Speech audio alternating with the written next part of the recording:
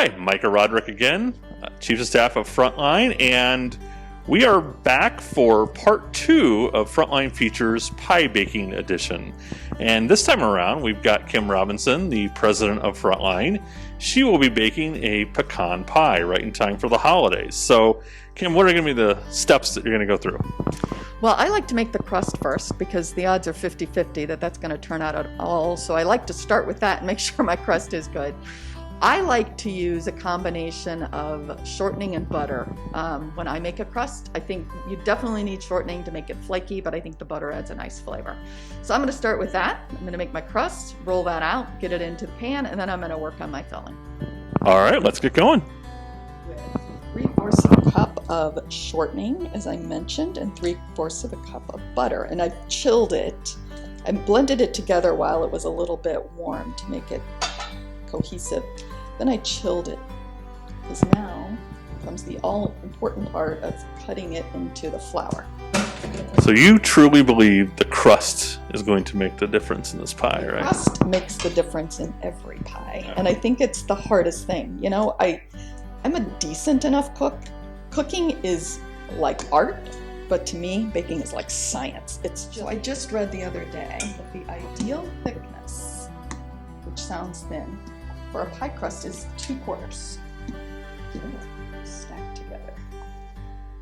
So before you go any further, you've got 2 rolling pins. Can you explain the other one you've got sitting I here? also brought this rolling pin that my grandfather carved for my grandmother out of a single piece of wood.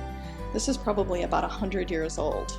And so this is what my grandmother, and probably my mother, learned to bake pies with. Amazing. So they probably had this one gadget. I have a kitchen full of gadgets and still not nearly as good at it as they were.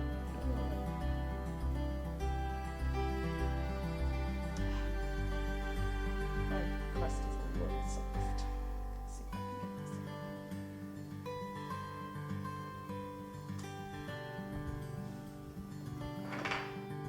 this. Okay, so we got the crust rolled out and into the pan, and now you are Just kind of finishing the crust. And this is kind of, I mean, this is a very traditional way to kind of, I think it's called a pinch.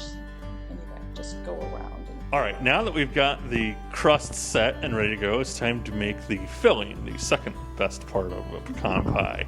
So you want to tell us what you're going to do? So I basically follow the recipe on the back of the Caro syrup label with one exception. I add a tiny pinch of salt. My grandmother used to always say anything that needs sugar also needs salt. So I add a little bit of salt, but basically it's just the recipe on the back that's syrup, eggs, sugar, butter, vanilla, and pecans. I like to use dark corn syrup. I think that's a little bit unusual, but I think it adds just a little bit of richness, which pecan pie is already very rich, but I like adding the dark corn syrup instead of light. So I'm starting with the sugar and a pinch of salt, and I have my melted butter. I'm gonna add. I also add a teaspoon of vanilla. I don't think that's on the recipe. In the Caro syrup, I like Vanilla's to put a always little good. more vanilla in a cup of syrup.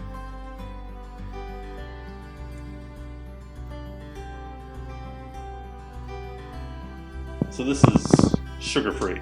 Oh, it's very light and low cal. Good. I only make it that way. Good, good. We're going to call it good enough. All right. Now, here's my thing about pecan pie. I don't put the pecans in the filling like it tells you to. I place them on top in a decorative pattern. Yeah, I think that's one of the things when I finally discovered pecan pie in my life. I thought, oh, well, the filling's got to be some way kind of pecans, but it really isn't. It's really more of a topping. Well, I like it like that just because it looks pretty. Yeah. A lot of people prefer Still to just put a chop little- them up and yeah. put them in the filling. That's certainly fine. Yeah. All right, we're doing the finishing touch here. There it is. That's it. Now it goes into a 350 oven for probably a little over an hour.